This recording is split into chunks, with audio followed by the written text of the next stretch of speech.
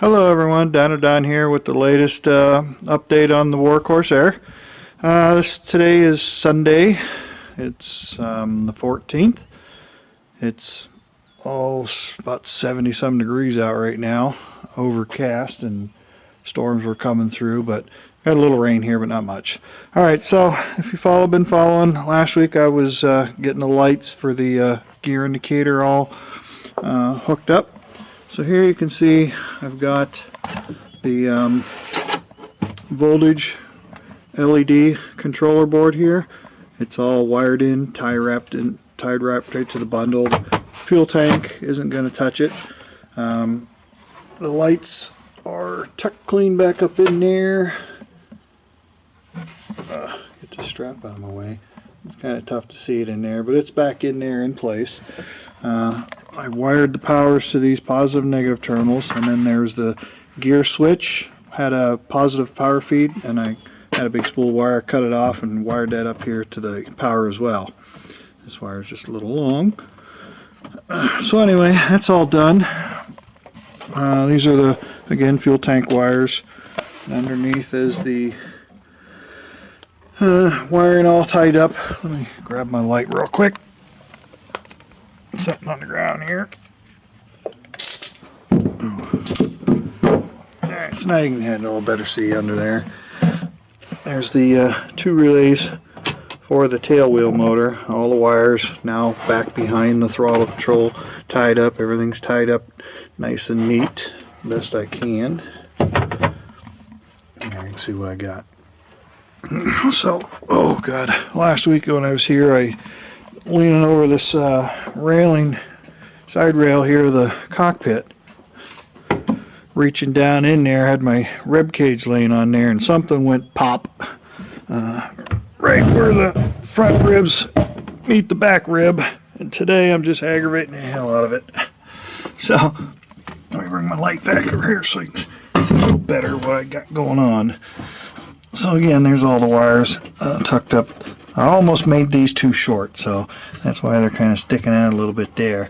But they're not in the way of your feet and that when you're in there. So if you can see them, the LEDs are tucked away in there. They're sticking through about 1/4 of an inch. Here, tail, left, right main. All the wiring, as you can see, is all tidied up the best I can. I think the only thing that's close to rubbing is here, so I may have to try and put another hold down there, another clamp over there, kind of keep that from touching here on the controls. So I got the floor. It's ready to go back in. Like I say, I'll put another little clamp on there before I throw the floor in. The floor gets screwed down with little wood screws through the piano hinge. And then the seat cushions, I ended up taking the seat cushion out to get it out of my way. So, let me turn that off.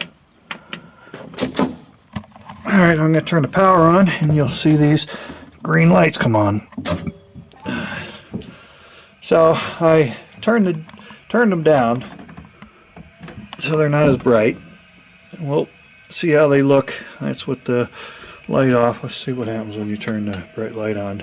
Yeah, they're still pretty viewable with that bright LED. So you can only go so far on turning the voltage down on them before they run out of volts, and then the LEDs won't work. They need a minimum power.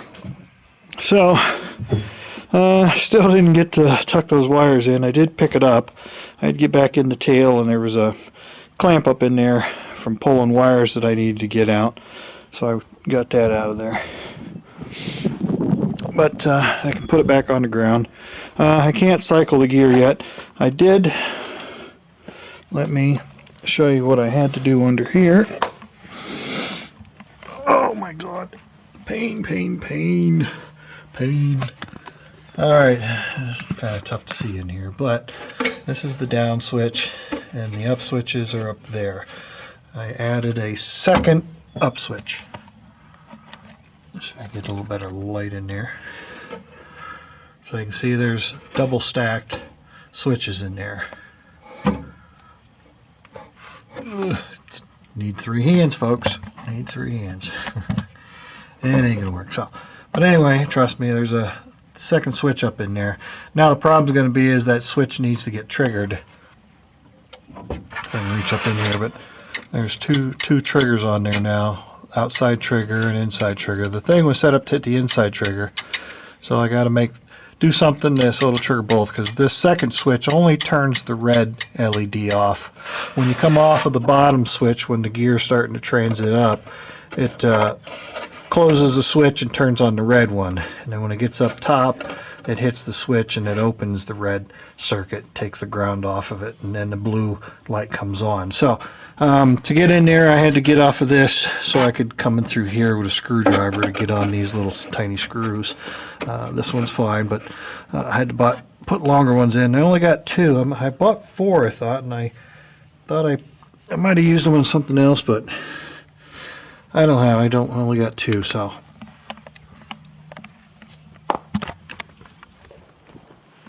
And there's my cover. I'll take that home, put that in the back of the car. So that's kind of where I'm at, folks.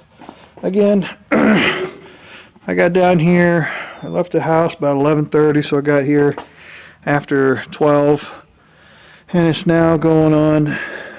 It's about 7 o'clock again, so I've been down here another 7 hours. Had a lot of doing to do this, and then I did get the 2 solenoids for the hydraulic system wired in, tucked away. So those are the solenoids that were again, I got my damn light. But back down in here was the 2 solenoids that have to open when the gear's cycling, and they're tied in with those 2 relays over there. So that's all done. I had to run a ground wire to the ground, and the other 2 wires hooked up to the motor, so I had to get a little junction board with 4 junctions to run the 2 power wires from the relays back to the junction, and then I put 2 pigtails on the junction to trigger the solenoids for the correct side. Again, those relays are both setting at ground, both leads on the motor at ground. And when one of those relays energizes, it then takes the ground off that leg and puts positive on it, makes the motor spin this way. And when you hit the switch the other way, the other one energizes, puts power to the other leg of this motor, and then it runs it the opposite way. So I had to wire in those 2 solenoids in the correct orientation, because what it is when the hydraulic cylinders are down, the fluid that pushes the piston down and the rod out, when the power shuts off, that solenoid valve is closed and it won't let pressure go back out of it. And then the solenoids, you can push fluid through them, but you can't push them back without energizing them. So when you flip the gear switch to go down, then that valve opens, lets the fluid return to the reservoir, while the other one stays closed and it allows the fluid to push down, push up, so a little complicated, but that's the gist of it. So I'm about done for the day. Get all these seat belts in here out of the way, headset put away, and there's the pins and everything to put the tank together. Just close that up. I'll just leave this box here. It gets to be a pain to drag all this stuff home. Again, I had to bring half my toolbox down here with me every time to work on this thing. I was expecting to go get some gas, but I didn't get as far as I thought I was gonna, because the tank's empty. I'm just gonna throw it back on there for the night. Again, today it was nice and plenty warm, but it's been windy as hell all day. These storm clouds come rolling through.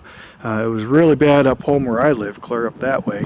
It was dark and gloomy, and you could see the rain, but all it did was a light shower here, and it was not even a minute. But it was windy. There was, I think, only 1 or 2 planes all day, and one of them was a flight school here. They went out, and I don't know when they came back, but the storm was just coming through. The the cloud ceiling was really low. So I did have one person commenting that, oh, he's afraid of the winds. It's like, yeah, damn right we're afraid of the winds. Any reasonable pilot's afraid of winds, especially crosswinds. Crosswinds when you're in the air flying are not a big problem. Crosswinds are a big problem on takeoff and landings. That's why there's a part in your training that you learn about crosswind components. Let's say if you got a runway that's pointing due north, 360 degrees or 0, that'd be 36, runway 36, and you're going to take off on runway 36, and now you've got a wind, 10-mile-an-hour wind coming at you at 45. So that means you got a 45-degree angle of a headwind of 10 mile an hour. So as you're going forward, that headwind of 10 mile, you still have a light headwind, but you're only seeing about 5 mile an hour of it into it, but the other 5 mile an hour is acting against the side of the plane. So if you try to fly 360-degree compass, that wind will push you over, will push you to the left.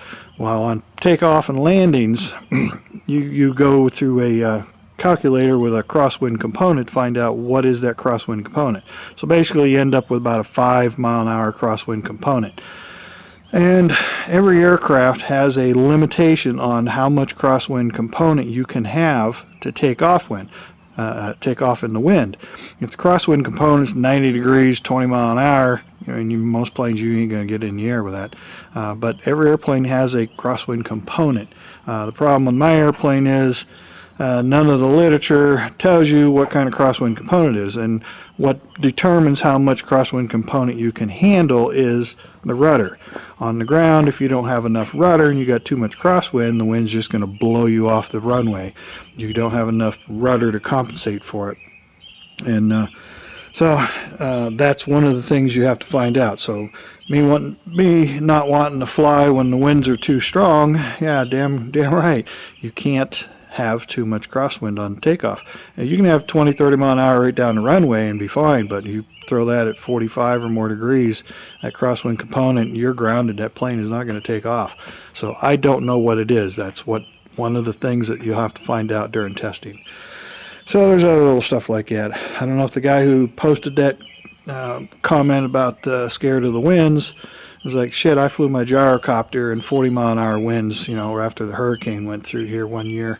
That's videos on YouTube. Go back about 12 or 13 years and you'll find my gyrocopter video where I have the camera mounted on the right side and you can see my feet while I'm flying. The winds that day were 40 mile an hour. So it's not a matter of being afraid, it's a matter of I don't know what this thing can handle for crosswind component. That will only come through testing. All right, well, I'm done for the day, folks. I'm going to pack it up and head home. I've picked up my blanket there, put the fuel tank on, and close the hanger up and head for home.